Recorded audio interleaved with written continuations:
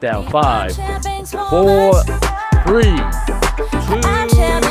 1. We are live. Welcome, Armchair experts. This is the Armchair Fitness podcast. My name is Cams. What's up, Cams? What's up, kids? I go by the name of And I'm Brian. Welcome. Cheers.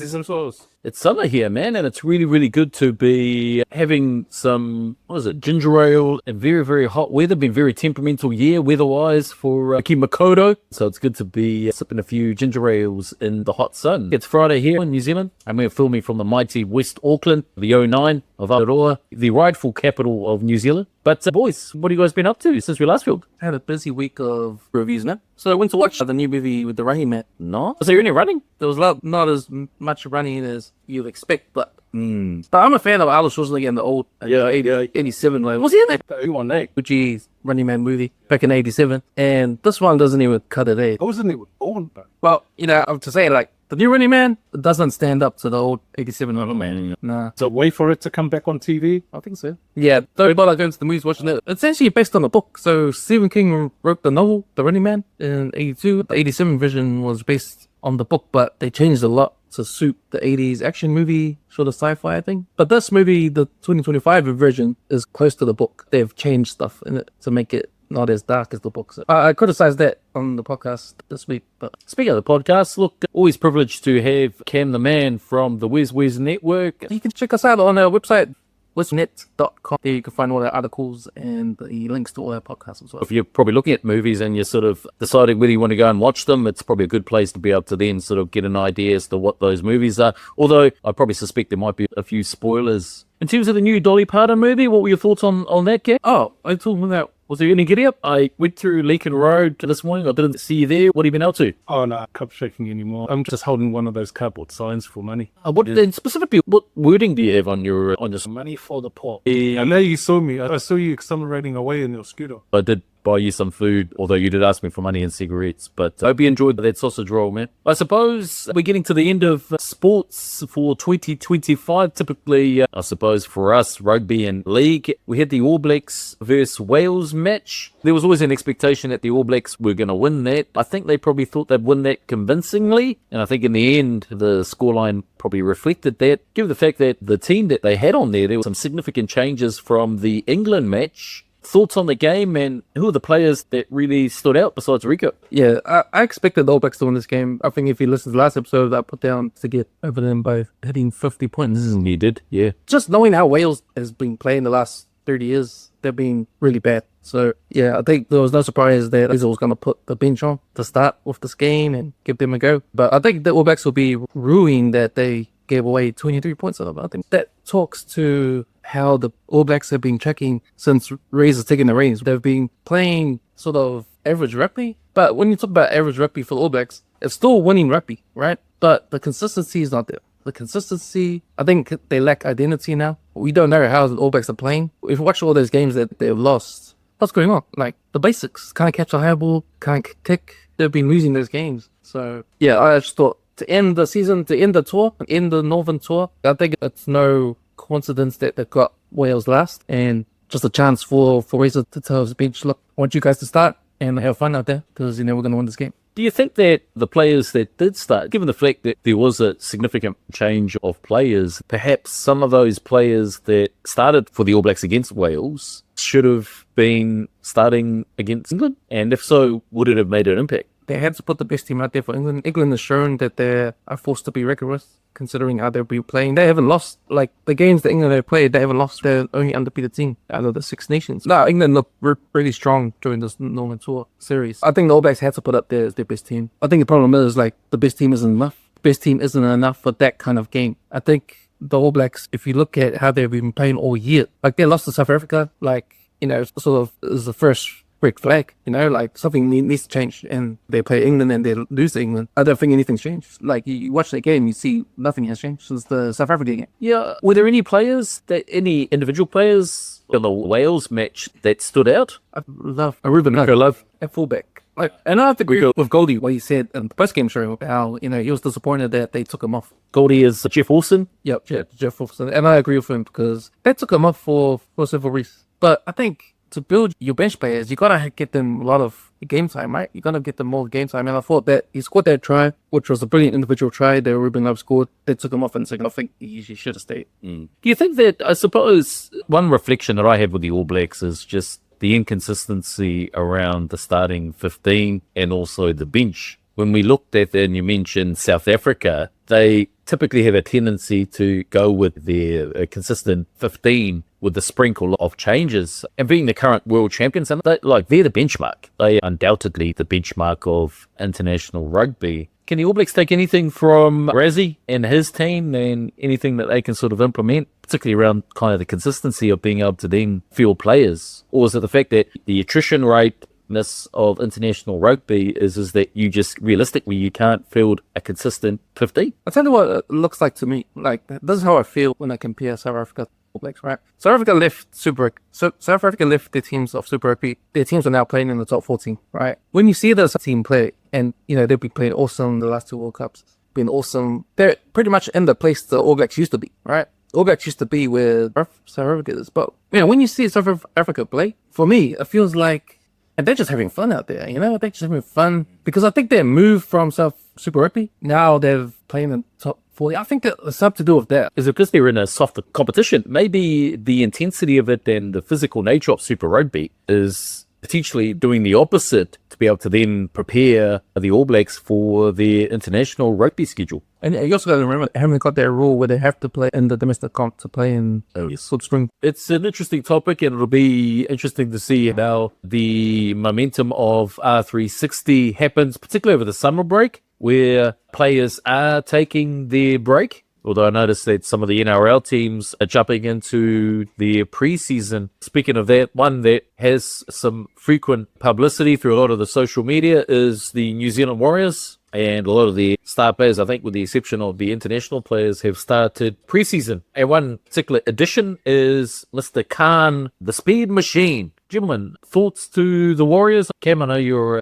a Manly fan, but you're a very close observer of other NRL teams. And Brian, I know you're a very up supporter, but yeah, gentlemen, Khan, is he going to add value to the Warriors, or is it going to be another, it's our year and it's the following year? But I hope Khan-Pereira comes over to New Zealand and plays hard for the Warriors and has a good season, because those first 2 seasons in the NRL playing for Gold Coast, he's been top try scorer, man. Like the speed you mentioned, he is fast, man. He is fast. And I think he's scored more tries than he's played games, man. Tries out of 51 games or something like that. Fact check, please. I think my old mate here might have a few ginger ales. But I mean, he's had injuries last year, so he played 10 last year. Is that a concern that with NRL, you need your top players on the field? Is it a concern that he only played 10 games for the Gold Coast? But you have to remember, he's come off 2 seasons where he's been top try scorer for the Gold Coast. That tries, man. Yeah. He's a finisher. He knows what try goes. He's fast. He can score tries. And that's what the Warriors are going to get when they get him over there. So hopefully he's healthy. Welcome to the Warriors. 53 losses, but 100% energy. And you want to see that because, he's half Samoan. I think his dad or mum is half. And Brian, being a very proud supporter, what do you think of the addition of Mr. Pereira to the Warriors squad? Anyone that brings... What about a skill saw? Skills? Do you know how to use one, bro? Because there's your hands. Any of our watchers that are watching to the Armchair Expert, you check out these here. Soft construction hands. Cam, does that look your hands? Yeah, office hands. Office, get back to that keyboard, bro. Get back to that keyboard. But also reading and again, speculation, and it's always hard to sort of what is in the media, but that's our reference point. I believe there's a formal offering by the Warriors too for the big man. Good thing for them, given, when we take into context the last couple of years, or bad thing, the fact that he's going to absorb a lot of the salary cap that could have been applied to either new players or around the retention of some of the players that have actually left the Warriors. Gentlemen? What do you think, Brian? No, he'll do well in the New South Wales Cup. I didn't see him as an elite forward myself. It's nothing for a guy that size. Is he beefing? For a guy that size, you don't get the impact value. No. What about, do you guys go to the same barber? No. Made the Kiwis. He didn't make the final because of, I suppose, I don't know, his size and his potential for a lot of seasons was realised. And he does collect a lot of high tackles. He does get a lot of sin bins for fucking and suspensions as well. But that's because of the size, though. Do you think, though, if Keanu Kenny was going to tackle him, that if Keanu jumped at his highest, Would he be able to get a high tackle, or would he just sort of only be able to, like, would Keanu only get to his chest? I don't imagine these kind of situations. Do you imagine them and jumping up their height? Anyway, Because me these kind of things, and I say, Bruce, I don't know, man. is he going to add value to the Warriors if he's recruited, or is it not going to add value? I think here and there off the bench, come in for impact, and then he'll do his job for 15 minutes, come out again, give Barnett some rest, and he's a good opportunity for Warriors to maintain their losing record. It's our year. Rugby League, for the Rugby League World Cup has been announced, so the teams have been designated into their pools. Brian, you mentioned it. Could you just run us through the teams and which pool they are in, please? Pool A contains New Zealand and Australia. If you could actually go through Pool A, Pool B, and so forth, Like that. as to who in each of those pools. So how it works is Pool A has 4 teams, and they play each other. So they play the other teams. Kiwis. So you got Australia, New Zealand. Oh, no, sorry. I'm looking at the wrong World Cup. No, I think it is. I think Australia and New Zealand are in the same pool. I think it might be Papua New Guinea that are in there. Good, take it top. So Pool A, Yak's got Australia Cook Islands, Fiji, and you. So they play each other. So the top 2 from Pool A go through to the semis. Now in Pool B, you got England, Lebanon, and Samoa. And Pool C, you got France, Papua New Guinea, and Tonga. Now Pool B plays the teams from Pool C once, and the top 2 teams from both pools go through to the semis. A combination, not the top 2 teams from Pool B or the top 2 teams from Pool C, but the top 2 teams of a combined Pool B and C. What does that mean? It's Samoa, Tonga being through to the C. That's what that means. Realistically, it's either Samoa or England going through. Tonga, Papua New Guinea, France. I see Tonga or Papua New Guinea going through. France, maybe. And which pool is Niue in? Oh, they're playing the women's. The Niue men's team are playing the women's. Oh, good. Their testosterone levels are the same as women's. Interesting format, like for the Rugby World Cup. And they could have added another team to Pool B and Pool C, even if they just want some exposure, right? get a lower tier team up there, get the exposure, get the experience, bring the game to another part of the world that doesn't get the same exposure. I think if I was going to choose a team, all the Mystics. Looking at the round robin, so Samoa doesn't play England at all. They play France, and then Papua New Guinea, and then Tonga. Brian, the fact you get, what were you looking at? First game is Australia, New Zealand. Yes. Second game, Fiji, Cook Islands. Then the next game is New Zealand, Cook Islands, and then it's Australia, Fiji. The teams in Pool A only play the teams in Pool A. They don't play the teams in Pool B. Oh, they play France, and then they play Papua New Guinea, and then they play Tonga in round robin. Yeah. So they're playing the teams in Pool C because Samoa's in Pool B. Right. Yeah. France, Papua New Guinea, and Tonga are in Pool C. So each team from Pool B play all the teams in Pool C once. They don't play any of the teams in their pool. Any predictions for where Samoa will end up? So I say 5, 6, 8. And if you look at the team that contested the Pacific Championships, they were... Because their players were too big.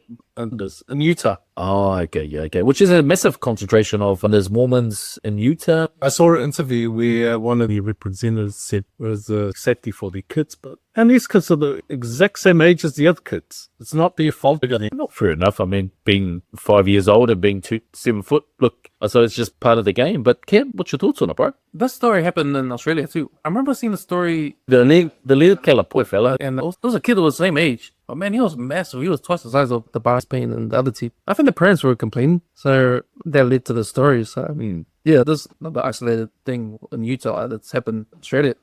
Is that where New Zealand got, how they got the weight restrictions in rugby? Now you got the Restricted grades. when I was going to school in the 90s. I think there are restrictions, and I think those restrictions are to encourage participation, because I suppose there's a 13-year-old coming in that weighs, let's say, 50 kgs going against a 13-year-old that is 6 foot and weighs 100 kgs. There is going to be some concern around participation for children. So the implementation of restricted grades provides some controls to encourage participation. But I suppose in the context of that, particularly when you're playing NFL or football or many sort of variations on names that you have, I suppose that's just part of the game, right? You're playing at that level, and the question from me would be, would that those same people have the same reservations if they were playing in the NRL? If they were playing adult. NFL, sorry. Yeah, well, it sounds to me like these big kids, these big prodigy kids, obviously bigger than the playing kids in the team. But if you look at the NFL, there's an increased player or players that have Polynesian, Māori, or probably more Polynesian, that have a lot more public profile that are now being recruited in the NFL. And part of that blessing that they do have is their physical characteristics. And you'll tend to see them in the O-line, offensive line, or in the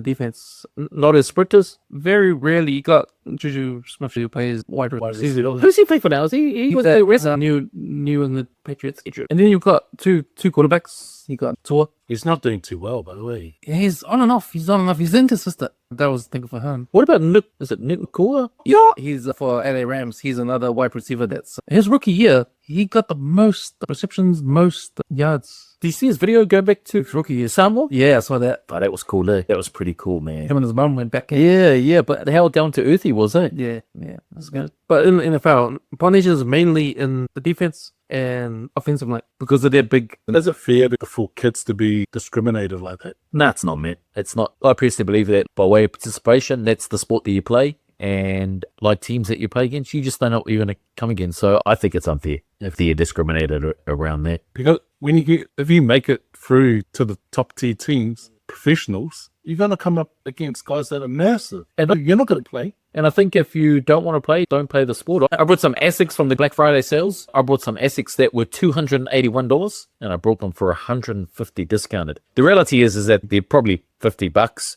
and I brought them for $100 more than what they were actually worth retail. Yeah, that was a Black Friday special on there. But yeah, look, if those kids don't want to play NFL against our poly boys, join me for some running, man. Speaking of the US and a lot of the contentious subjects, they seem to sort of make everything contentious. UFC, our very own locally developed, grown product by the name of Carlos Ulberg, fighting out of CKB City Kickboxing, has a title fight against Alex Pereira in January 2026. Alex Pereira, reminder, seemed to be the nemesis for Izzy. I don't know where Izzy is, man. Is that guy just made money and he's gone on holiday? But the torch is on Carlos Ulberg. And Brian, you may want to just sort of shower us with some of those fighting statistics, particularly for the win-loss record for Carlos. But I can't remember when he lost, and he's going into this fight with a bit of momentum and being a title shot. Dan Hooker, yeah, he might need to retire. It seems to be that for CKB, particularly as Carlos seems to be the Black Panther, seems to be holding the flag for the boys. What's your thoughts? He is contender, but wasn't he in the moonboot after his last fight? I just think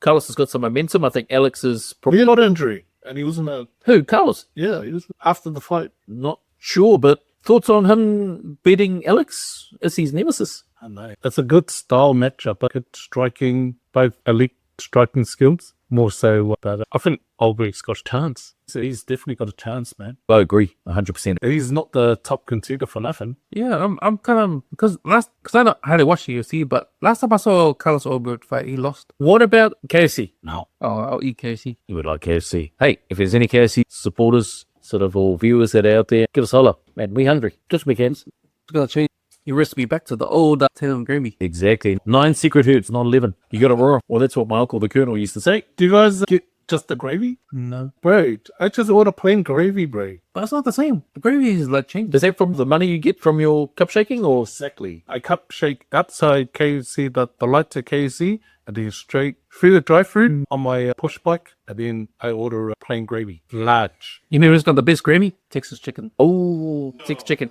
Yes, boys. What about chicken? What about the hot and spicy? Texas chicken or KFC? KFC. Ham on I can't do hot and spicy. Can't see I him. love spicy. I could do hot ones. Love the hot one. Oh, it's that because they have to compete with Texas chicken down You there. don't have to pay extra for it. Yeah. No, it's a seasonal thing now, eh? What about when you go to KFC in Lincoln Road and they go, oh, sorry, we've run out of chicken, or we've run out of coleslaw, or we've run out of potato and gravy, or then you go and you're waiting you're paid, and then you go to receive your food and you're waiting 20 minutes. That's the worst. Even when they asked me to go, okay, round the corner, right, I went, nah, I've paid, I'll wait here until my food's ready. Yeah, I didn't care if it's Thursday night and everyone... So you're the guy that was beeping. You know what's worse? And tell me what's worse, brother. Tell me what. You're in the drive-thru at KFC and they say they got no more chicken left. Do you know what's worse than that? Going there to KFC and then they've run out of chicken, but you go to the counter and you ask for a Big Mac. You know what's worse is when you're there and that happens and you tell them, you know what? I was watching the Warriors play on TV and you know when the try comes up? No try. KFC presents no try. That's why I'm here. I see the KFC ad on the TMO or the bunker. You know, when the bunker, man, there's mean advertising. When the bunker shows the screen No Try and KFC presents No Try. Yes. But I'm just thinking about the KFC. I'm going to KFC now. And then you see, for some reason, I'm hungry for KFC. And then you see the 5 pieces for $9.99, and you're like, yeah. And then you walk up, you go up to the drive-thru, and you go, KFC Canadian night, and then they say to you, it's the promotion in Australia. You're watching the illegal sales. And then you jump out and you go, and you say to the cashier, g'day, mate. False advertising, mate. I just saw it on the No Try, okay?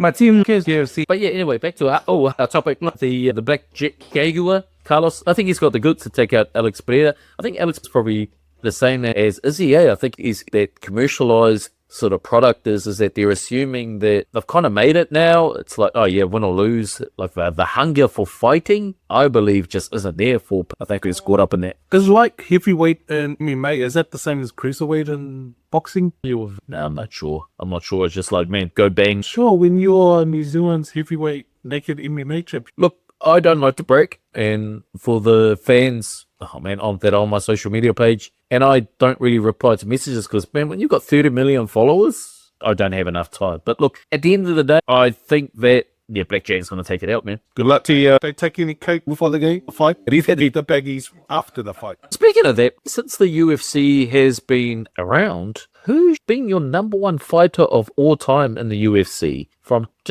past to present, or some of the people that you guys seen there? I'm not a big MMA fan. MMA-wise, he wasn't in the UFC. Is it Glory Pride? Oh, Pride? Oh, you like Pride? Okay, in the conversation. Cam, who's your best UFC or KFC favorite chicken piece, bro? I'm biased, so I'm going for Izzy. Do you think he's got caught up in like he's made it? His fighting is... Like his progression for fight, like, has he just lost that hunger to win? I don't know. I think Little Korea. Well, he has won, but anyway. Like, I mean, he's been successful. He went up a weight to fight and he lost and he came back down again. And he's kept going down. Yeah. So I think he's had his time in the... He's made his money. He's made his money. He's successful. I know people want to see him fight, but it's not about the people wanting to see him fight. It's about him making money for him and his... Yeah, that's right. And yeah, he's been a personality too. He's been outspoken. You know, he's been representative for said kickboxing. Yeah, everybody knows him. Like, he's been on social media. He's been on Joe Rogan. He's been around. You know, I respect him because he represents his country from